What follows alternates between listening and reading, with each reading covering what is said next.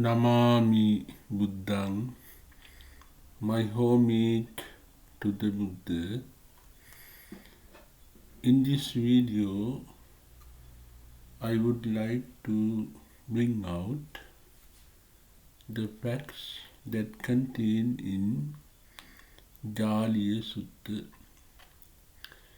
Jaliyasutta is in deeghanikaya in seelakkhanda vagga. This sutta was preached by the Buddha when he was living in Kosamba city at Goshitarame, the monastery. One day, two ascetics came to meet Buddha. They were Mendissa and Jali. They came to argue with the Buddha about the physical body and the mind of the person.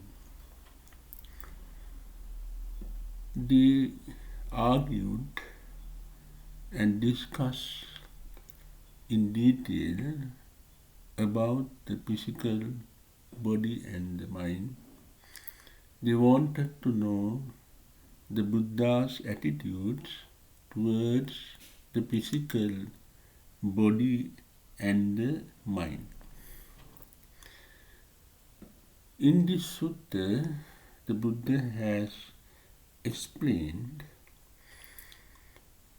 how to develop morality of the person who is in the middle pathway towards Nibbana. First, the person developed his morality in three levels: minor levels, medium levels, and grand levels. In minor levels, he starts to observe minor precepts like abstaining from killing, abstaining from stealing.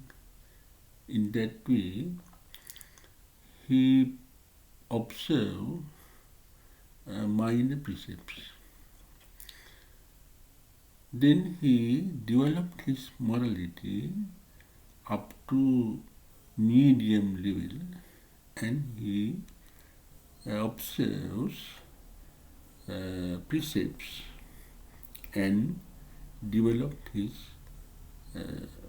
morality. Then he developed his morality up to observing grand level.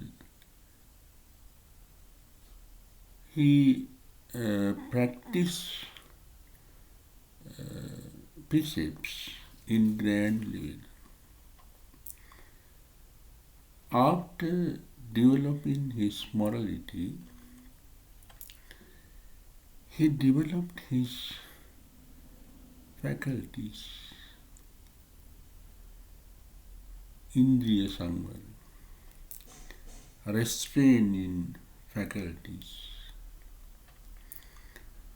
When he takes objects through his eye,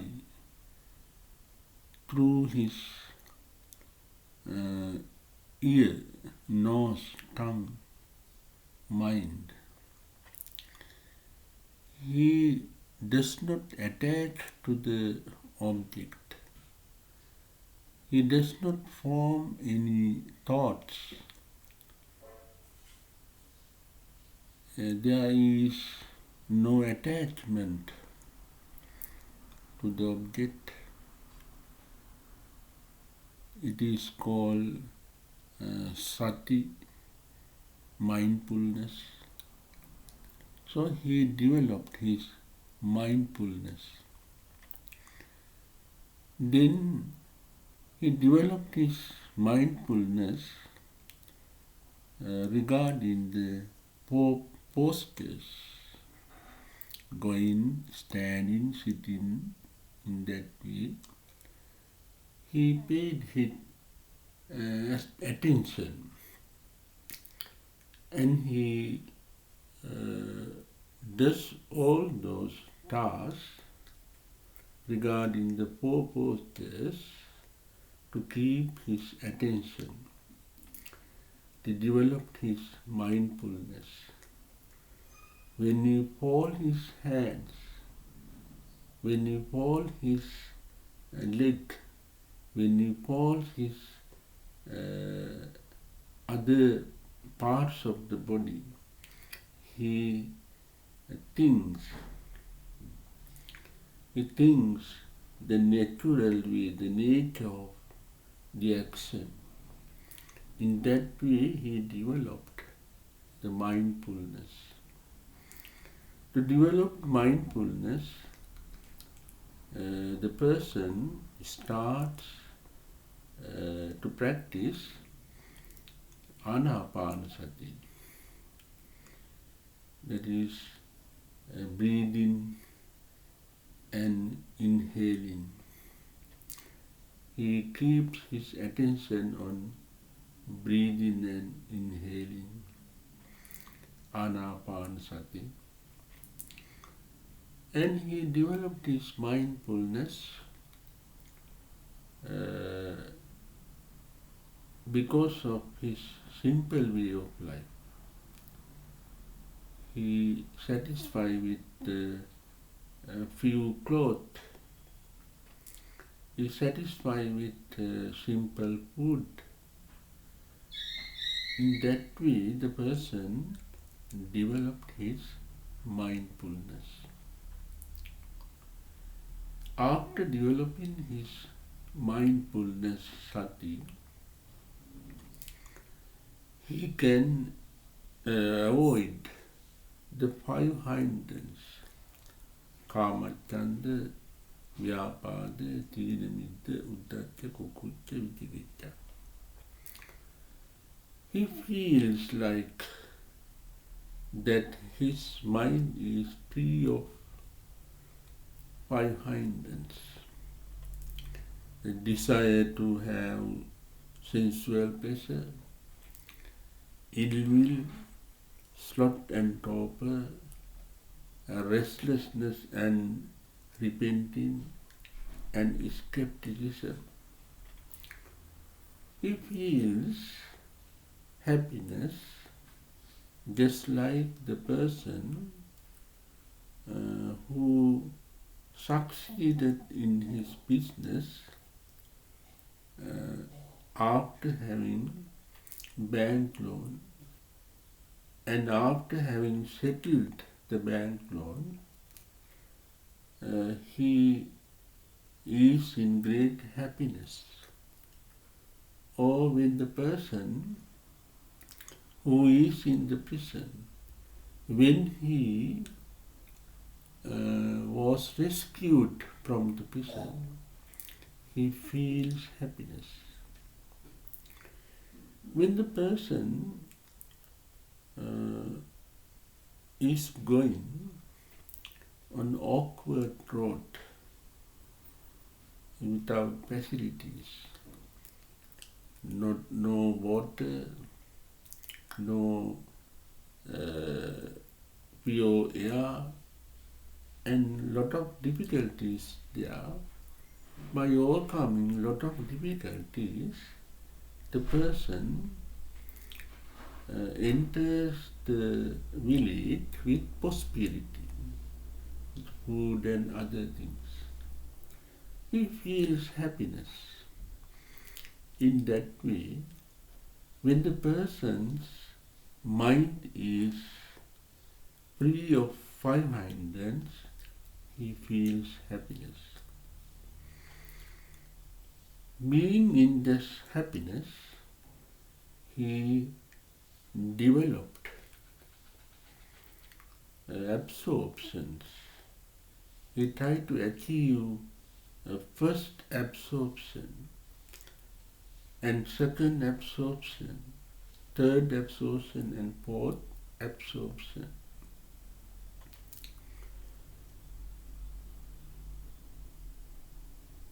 When the person is in first absorption,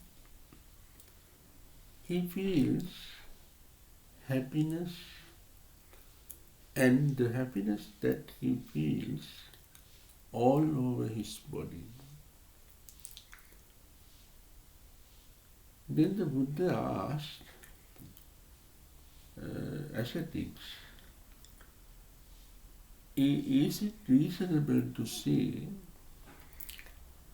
when the person experiences his first absorption that the physical body and the mind are same subject matter, or they are different subject matter? To say that, is it reasonable? Is it righteous? The Buddha asked. The two ascetics replied, yes, it is reasonable. It is righteous to say that physical body and mind is same thing, or the physical body and mind are different things. Then the Buddha get them to think about the function of the mind and the body of the person when he has attained to the second jhana, second absorption, then third and fourth. The Buddha asked them whether it is reasonable to think that in such a situation to say that mind is one thing, the physical body is one thing, or mind is same as physical body. Buddha emphasized that he knows all those about absorptions and functions of the body and the mind of the person. He does not say body and the physical body and the mind are not same thing, and also they are not different things. According to the functions of the physical body and the mind in the situations when the person attains to his fourth absorption, according to the functions of the body and the mind, it is not reasonable to say that physical body is one thing, mind is one thing, or physical body is same as mind. Buddha said, I know all those things, but I never say physical body and the mind is same, or they are different things. In that way, the Buddha explained how the consultation has finished. The person get on to develop his wisdom, that is miraculous wisdom, Iddhivita, Dibbasota, and divine ears, divine eyes, and so on. In that way, the Buddha explained when the person developed those wisdom, is it reasonable to say again and again that physical body is one thing and the mental body is another thing, or the physical body is same as mental body? True ascetic says, yes, it is reasonable to say. The Buddha emphasized that I do not say physical body and the mind is same subject matter. They are not different subject matters. And Buddha's reputation was that.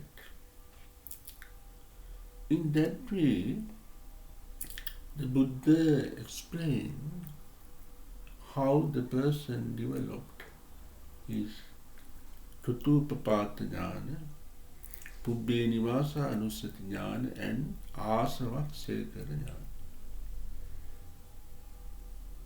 After having Asavaksekara jnana, he attained to Nibbana. Then the Buddha asked, is it reasonable to say in such a situation physical body and the mind is same or different things? Then two ascetics understood and they said, we can't say physical body and the mind is same subject matter or different subject matter. If the Buddha answered, physical body and the mental body are same subject matter, when what happens to the Buddha? Buddha becomes annihilist, Uchchedavad. If the Buddha says physical body is different from mental, physical body and mental are different things, two things, not one. If he says so, he becomes eternalist. Buddha is neither eternalist nor annihilist. Buddha's pathway towards Nibbana is the middle pathway, avoiding two extremes, eternalism and annihilism.